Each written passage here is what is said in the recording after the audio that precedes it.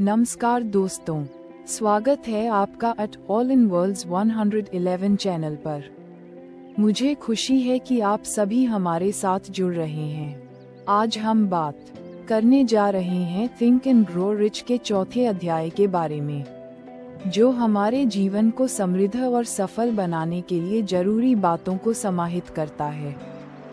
अगर आपने अभी तक हमारे चैनल को सब्सक्राइब नहीं किया है तो कृपया तुरंत इस चैनल को सब्सक्राइब करें और हमारे वीडियो को लाइक और कमेंट जरूर करें। हम आपके सभी सुझावों का स्वागत करते हैं और हमें खुशी होगी कि आप हमारे साथ इस यात्रा में शामिल हैं। तो चलिए बिना समय गंवाए हम शुरू करते हैं इस अद्भुत पुस्तक के चौथे अध्याय का सार। यह अध्याय विशेष ज्ञान के बारे में है।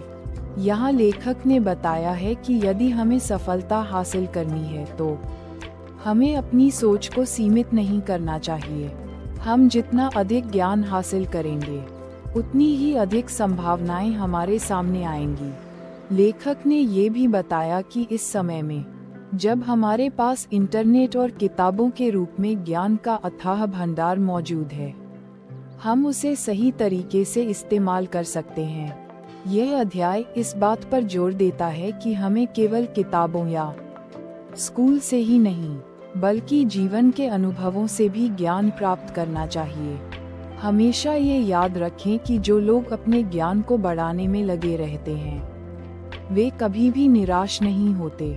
जीवन में आगे बढ़ने के लिए हमें न केवल सही ज्ञान की आवश्यकता होती है बल्कि उसे लागू करने का तरीका भी जानना चाहिए। सही दिशा में लिया गया ज्ञान ही हमें असली सफलता दिला सकता है। अब बात करते हैं कि इस विशेष ज्ञान को कैसे प्राप्त किया जा सकता है। लेखक ने इस बारे में कुछ महत्वपूर्ण बिंदु दिए हैं। पहले तो हमें ये जानना होगा कि हम किस क्षेत्र में अपना ज्ञान बढ़ाना चाहते हैं। ये किसी भी प्रकार का ज्ञान हो सकता है, जैसे कि तकनीकी ज्ञान, व्यावसायिक ज्ञान या फिर व्यक्तिगत विकास से संबंधित ज्ञान। जब तक हम अपने लक्ष्य को स्पष्ट रूप से पहचानेंगे नहीं, तब तक हम उस दिशा में बढ़ नहीं सकते।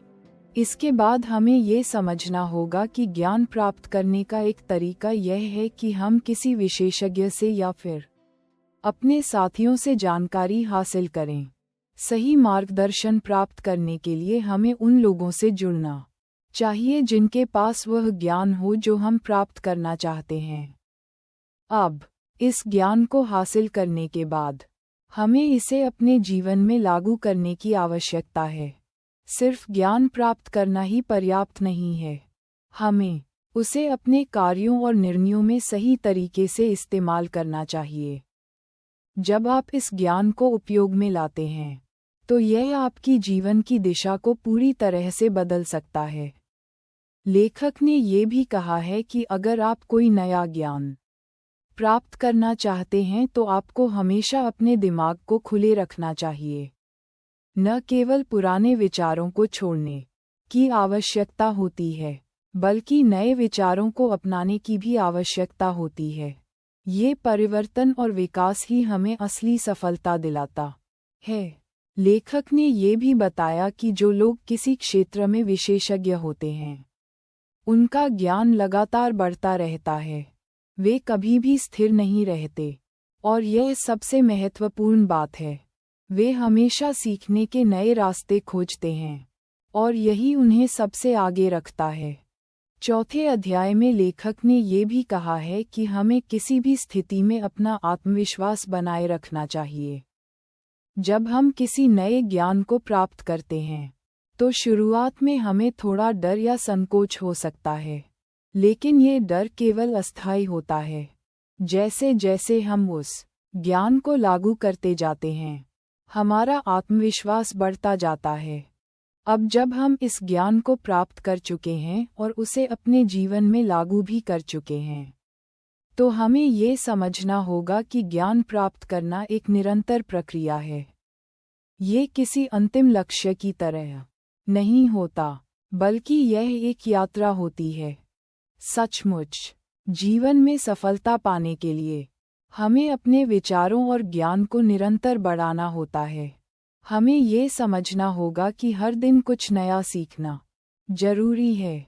केवल ज्ञान प्राप्त करने से ही हम समृद्ध नहीं हो सकते, बल्कि हमें उसे अपने कार्यों में प्रयोग करके ही सफलता हासिल करनी होती है।